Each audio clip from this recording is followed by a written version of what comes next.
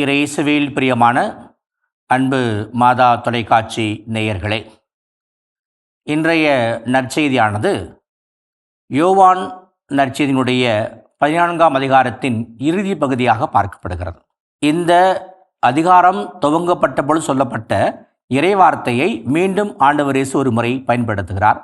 அதை நான் உங்களுக்கு வாசித்து காண்பிக்கின்றேன். நீங்கள் உள்ளம் கலங்க வேண்டாம், மறலவும் வேண்டாம்.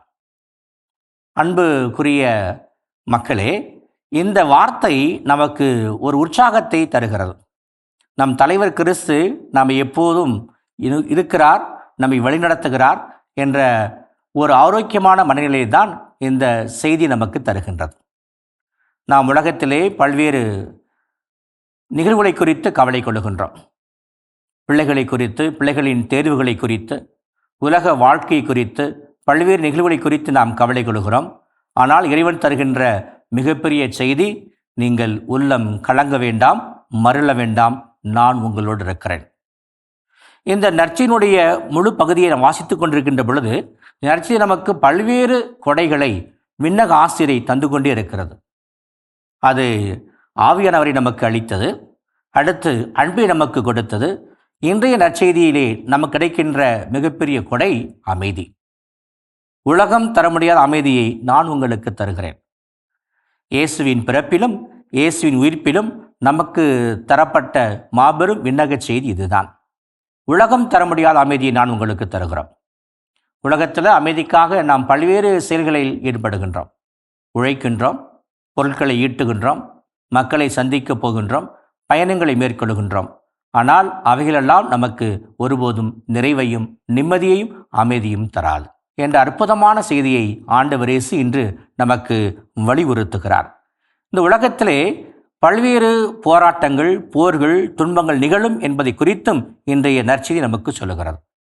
இவைகளெல்லாம் நடக்கின்ற பொழுது நாம் உள்ளம் கலங்கக்கூடாது, நாம் தடுமாறிவிடக்கூடாது, அச்சம் கொள்ளக்கூடாது, நமது நம்பிக்கை இழந்து விடக்கூடாது, இயேசு ஆண்டவரை விட்டு நாம் விலகி சென்று விடக்கூடாது. மாறாக அவரில் கொண்டிருக்கின்ற அன்பு, அவரை கொண்டு நம்பிக்கை ஒவ்வொரு நாளும் ஆழப்பட வேண்டும் என்று ஆண்டவர் இயேசு நமக்கு இந்த செய்தியை தருகின்றார்.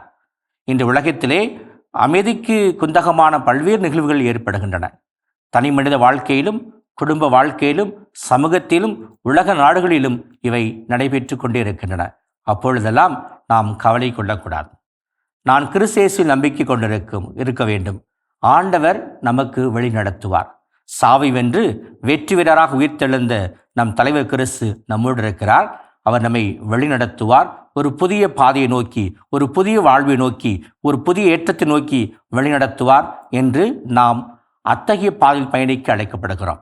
அமைதி என்பது வெறுமனே ஒரு தனி மனிதராக மட்டுமல்லாமல் அது இறைவனுக்கு ஏற்ற விதத்தில் இருக்க வேண்டும் என்று குறிப்பிடுகிறார். ஆகவே அந்த அமைதிக்கான அதிகாரம் ஒவ்வொரு மனிதனிடமும் இருக்கிறது.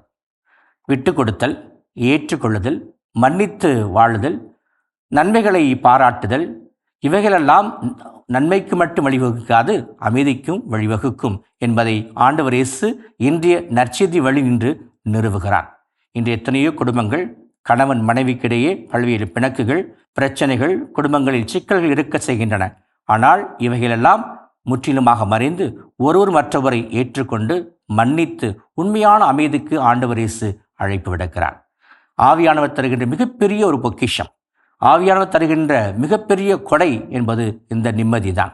ஆகவே இந்த நிம்மதியை விலை கொடுத்து எங்கு வாங்க முடியாது. இந்த நிம்மதியை நம்முடைய வாழ்விலால் மாற்ற முடியும், வாங்கிக் கொள்ள முடியும். நம் குடும்பங்கள் நடக்கின்ற சிறு சிறு பிரச்சனைகளெல்லாம் பெரிதுபடுத்தாமல் அது ஒன்றுமில்லாமல் வாக்க வேண்டும். பெரிய பெரிய பிரச்சனைகள் எல்லாம் அதை தவிடுபடியாக்கி, அதை சிறியதாக்கி, அதை மன்னித்து ஏற்றுக்கொண்டு வாழக்கூடிய மனப்பக்குவத்தை தருகின்ற பொழுது இயேசு சொல்லுகின்ற அமைதி நம்மிடம் வரும். நான் சொல்லுகிறார், நான் திரும்பி வருவேன் என்று சொல்கிறார். எப்படி ஆண்டவர் இயேசு திரும்பி வரப்போகிறார்? கடைசி நாளில் மட்டுமல்ல, மாறாக நம்முடைய வாழ்வில் ஒவ்வொரு முறை நன்மை நடைபெறுகின்ற பொழுது, உண்மையான நிகழ்வுகள் நடைபெறுகின்ற பொழுது கிறிஸ்து நம்மோடு திரும்பி வருகிறார் என்பதை நாம் மறந்துவிட வேண்டாம். ஆகவேதான் இத்தகைய ஒரு காலகட்டத்திலே, ஒரு சோதனையான நேரத்திலே நாம் ஒருபோதும் துவண்டு விடாமல் நாம் உறுதியோடு இருப்போம். நிச்சயமாக ஆவியானவர் தருகின்ற அந்த அமைதி, நிம்மதி நிறைவாக நீங்க மர உள்ளங்களையும் நம் வாழும் இல்லங்களையும் யுகத்தையும் நிறைக்கட்டும். ஆமேன். இயேசுவுக்கே புகழ், இயேசுவுக்கே நன்றி. மரியே வாழ்க.